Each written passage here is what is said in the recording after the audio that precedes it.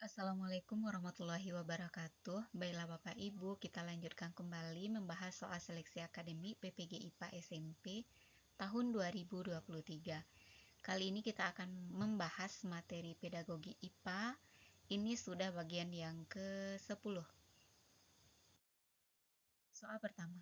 Dalam pembelajaran IPA di sebuah kelas, ada sejumlah 40 siswa. Nilai terendah hasil ulangan 60 dan hasil tertinggi 95. Sedangkan rata-rata kelasnya 72. Jika KKM sekolah adalah 70 untuk mata pelajaran IPA, maka kesimpulan dari data tersebut adalah A. Guru tetap melakukan remedi bagi siswa yang nilainya di bawah KKM. B. Guru tidak perlu melakukan remedi karena rata-rata kelas sudah di atas KKM. C. Guru melakukan ujian ulang bagi siswa yang nilainya di bawah KKM. D. Guru memberikan tugas tambahan agar siswa yang nilainya di bawah KKM bisa dinaikkan sesuai dengan standar KKM. E. Guru memberikan pengayaan pada seluruh siswa karena rata-rata sudah melebihi KKM. Jadi ada 40 siswa. Nilai terendahnya 60, nilai tertinggi 95, rata-rata kelas 72, sedangkan KKM yaitu 70. Jadi bagi siswa yang nilainya di bawah KKM yang 60, guru tetap melakukan remedi. Bagi yang siswa yang nilainya di bawah KKM, jawabannya adalah A. Soal kedua. Seorang guru menentukan kriteria ketuntasan minimal atau KKM-nya itu 70 pada konsep klasifikasi hewan. Namun, rata-rata kelas dari hasil ulangan pada konsep tersebut adalah 65. Langkah yang akan dilakukan oleh guru tersebut adalah A. Melakukan reteach bagi keseluruhan materi dengan cara latihan soal-soal seluruh materi. B. Melakukan reteach pada keseluruhan siswa sebelum memberikan remedial karena nilai rata-rata kelas di bawah KKM. C. Melakukan reteach pada keseluruh siswa tanpa memberikan remedial karena nilai rata-rata kelas di bawah KKM. D. Melanjutkan reteach pada konsep selanjutnya karena nilai rata-rata sudah di atas 50 meskipun lebih rendah dari KKM. E. Melakukan reteach pada siswa yang tidak mencapai KKM sebelum memberikan remedial. Jadi di sini KKM-nya 70, nilai rata-rata kelasnya baru tercapai 65. Jadi yang harus dilakukan yaitu adalah pembelajaran ulang atau reteach pada keseluruhan siswa sebelum memberikan remedial karena nilai rata-rata kelasnya masih di bawah KKM. Jawabannya adalah B. Soal ketiga. Seorang guru IPA merancang kegiatan praktikum IPA yang bertujuan menentukan kalor jenis bahan dengan prinsip azas Black, yang alatnya terdiri dari pemanas spiritus, beberapa balok logam, bahannya berbeda, termometer, kaki 3, kasa asbes, pinset, serta sarung tangan dari kain, tabung gelas atau bejana pemanas. Dari berbagai alat percobaan yang bukan merupakan faktor pendukung keselamatan kerja laboratorium adalah A. Menggunakan sarung tangan dari kain ketika mengangkat bejana panas.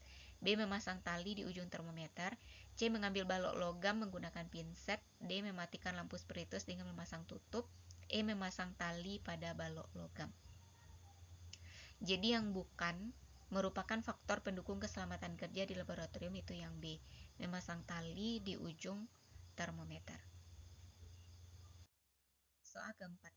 Tindakan penanganan terhadap kontaminasi bahan kimia pada mata atau kulit adalah A. Bila minor, basuh dengan kapas basah dan beri krim pelembab pencegah iritasi. B. Bila mayor, jangan basuh dengan air tetapi langsung lilit dengan kain kasa kering. C. Bersihkan dengan alkohol dan tutup dengan krim dan perban. D. Gunakan obat-obatan ringan dan tradisional sampai tenaga medik menangani. E. Basuh mata dengan air jernih yang mengalir minimal 15 menit. Jadi penanganan pertama kontaminasi bahan kimia pada mata atau kulit yaitu basuh dengan air jernih yang mengalir minimal 15 menit. Soal kelima. Suatu kompetensi inti pada SMP kelas 7 yaitu memahami pengetahuan faktual, konseptual, dan prosedural. Berdasarkan rasa ingin tahunya tentang ilmu pengetahuan, teknologi, seni, dan budaya terkait fenomena dan kejadian tampak mata. Kompetensi dasar yang gayut dengan kompetensi inti di atas yaitu A. Menunjukkan perilaku bijaksana dan bertanggung jawab dalam aktivitas sehari-hari. B. Mengidentifikasi ciri-ciri kehidupan benda dan makhluk hidup yang ada di lingkungan sekitar. C. Menyajikan hasil analisis data observasi terhadap benda, yaitu makhluk hidup dan tak hidup. D. Melakukan klasifikasi terhadap benda, tumbuhan, hewan yang ada di lingkungan. E. Membuat organisasi seluler dan menyajikan poster tentang sel dan bagian. Jadi di sini yang dimintanya KD yang gayut. Gayut itu artinya terkait dengan kompetensi inti. Jadi yang gayut itu adalah yang B, mengidentifikasi ciri kehidupan benda dan makhluk hidup yang ada di lingkungan sekitar. Soal ke-6. Tugas yang tepat untuk mengukur pencapaian indikator. Indikatornya adalah menggambarkan dalam bentuk diagram rantai makanan dan jaring-jaring kehidupan berdasar hasil pengamatan suatu ekosistem. Jawabannya adalah E, mengamati berbagai organisme yang dijumpai di halaman sekolah atau akuarium dan membuat diagram rantai makanan dari organisme yang ada. 7. Seorang guru yang ingin mengajarkan tentang percobaan pemanasan global melaksanakan kegiatan belajar yang melibatkan seluruh kemampuan siswa untuk mencari dan menyelidiki suatu permasalahan secara sistematis, logis, analitis, sehingga dengan bimbingan dari guru, mereka dapat merumuskan sendiri penemuannya dengan penuh percaya diri. Metode yang paling tepat digunakan oleh guru tersebut adalah A. Problem based learning, B. Project based learning, C. Discovery, D. Open inquiry, D. Guided inquiry. Inquiry terbimbing. Jawabannya adalah E.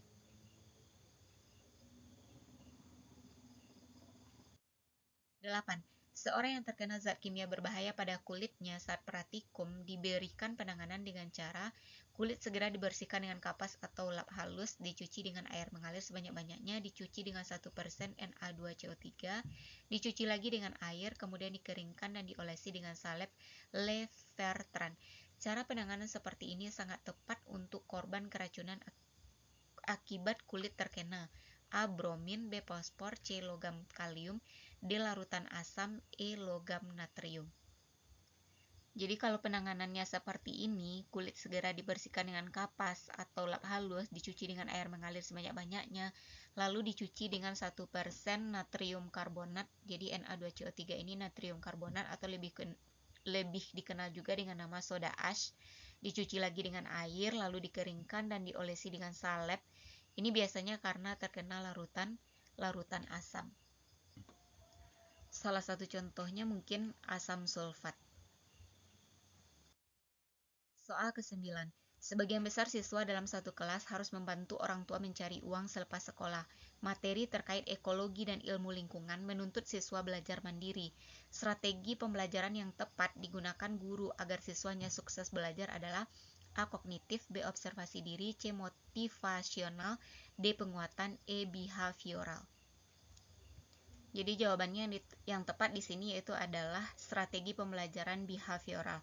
Behavioral ini itu adalah mode pembelajaran yang menekankan pada pengkondisian lingkungan belajar agar perilaku siswa dapat dibentuk atau diubah sebagaimana tujuan yang diharapkan.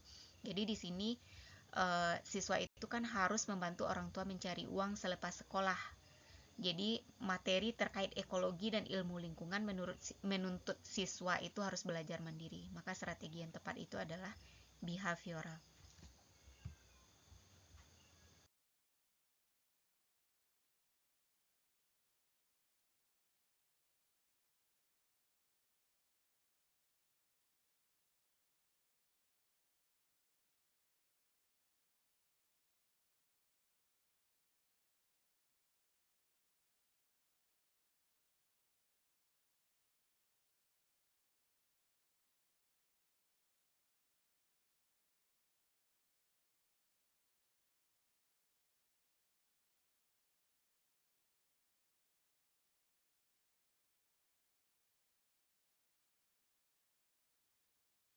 Soal ke-11. Media atau metode yang tepat untuk mengenalkan konsep energi dari makanan bagi siswa SMP adalah A. Film tentang bagaimana proses biokimia karbohidrat, protein, lemak, vitamin, dan mineral diubah menjadi energi di dalam tubuh. Ini sepertinya bukan untuk tingkat SMP. B. Cerita bergambar atau leaflet tentang makanan yang dikenal sebagai 4 sehat 5 sempurna. Ini mungkin untuk tingkat di bawah SMP, mungkin SD. C. Bermain peran sebagai karbohidrat, protein, lemak, vitamin, dan mineral, serta fungsinya sesuai dengan energi yang dapat disediakan. D. Gali pengalaman ahli gizi dalam menangani penderita diabetes agar asupan makanan sesuai dengan energi yang dibutuhkan. Ini juga sudah terlalu tinggi. Jadi yang paling tepat itu adalah yang E. Kemasan makanan yang mencantumkan jumlah energi pada sejumlah produk seperti susu, roti, beras, sayuran beku, sarden, dan kornet. Ini adalah media atau metode yang paling tepat untuk mengenalkan konsep energi dari makanan pada siswa SMP. Soal ke-12. Seorang guru ingin melakukan penelitian tindakan kelas, maka menempuh langkah-langkah sebagai berikut. 1. Melakukan perencanaan solusi terhadap masalah. 2. Melakukan tindakan dan pengamatan dengan kolaborator. 3. Melakukan revisi perencanaan. 4. Melakukan refleksi sesudah tindakan. 5. Melakukan observasi untuk meyakinkan adanya permasalahan. Urutan yang logis sesuai metode penelitian tindakan kelas yang seharusnya ditempuh oleh guru adalah yaitu 5, 1, 2, 4, 3. Pertama, lakukan observasi dulu untuk meyakinkan adanya permasalahan. Kemudian yang nomor 2, yang nomor 1, melakukan perencanaan solusi terhadap masalah. Lalu yang ketiga, nomor 2, melakukan tindakan dan pengamatan dengan kolaborator. Lalu yang keempat, yang nomor 4, lakukan refleksi sesudah tindakan. Setelah refleksi baru lakukan revisi dari perencanaan. Jadi urutannya adalah 5, 1, 2, 4, 3. Soal ke-13. Judul penelitian yang tidak termasuk ke dalam PTK adalah A. Meningkatkan kemampuan bertanya siswa melalui kegiatan diskusi kelompok di SMP 10 Bandung. Ini benar. Yang B. Meningkatkan keterampilan proses siswa melalui pembelajaran berbasis praktikum di SMP 10 Bandung. Benar. C. Pemberian tugas makalah dengan peningkatan kreativitas siswa SMP 10 Bandung. Juga benar. Yang D. Pengaruh penerapan pembelajaran teknologi dasar terhadap hasil belajar IPA siswa SMP 10 Bandung. Ini salah. Yang E. Peningkatan keterampilan proses IPA siswa melalui penerapan metode eksperimen untuk materi pengaruh kalor pada benda. Jadi jawabannya yang bukan judul PTK itu adalah yang D. Jadi judul sebuah PTK yang baik itu adalah yang pertama harus memuat masalah. Jadi ada masalahnya. Kemudian ada tindakan pemecahan masalahnya. Kemudian di sana juga digambarkan subjeknya, siapa yang akan menjadi subjek. Lalu kalau perlu ditambahkan juga dengan mata pelajaran. Kemudian waktu dan tempat penelitiannya juga harus dilampirkan di sana. Dan harus dibuat juga secara singkat dan jelas agar tidak menimbulkan penafsiran yang salah. Jadi kalau yang A, B, C, dan E ini jelas ada masalah, ada penanganan. Kalau yang D ini pengaruh dari penerapan pembelajaran teknologi dasar terhadap hasil belajar siswa. Bukan yang ini. Jadi yang bukan itu adalah yang D. Soal ke-14. Dalam PTK, langkah yang selanjutnya harus dilakukan peneliti setelah melakukan refleksi pada siklus pertama. Jadi selesai siklus pertama dilakukan refleksi. Lalu apa yang akan dilakukan setelahnya? A. Melakukan pengamatan atau observasi pada siklus kedua. Ini salah. Jadi tidak langsung lakukan pengamatan.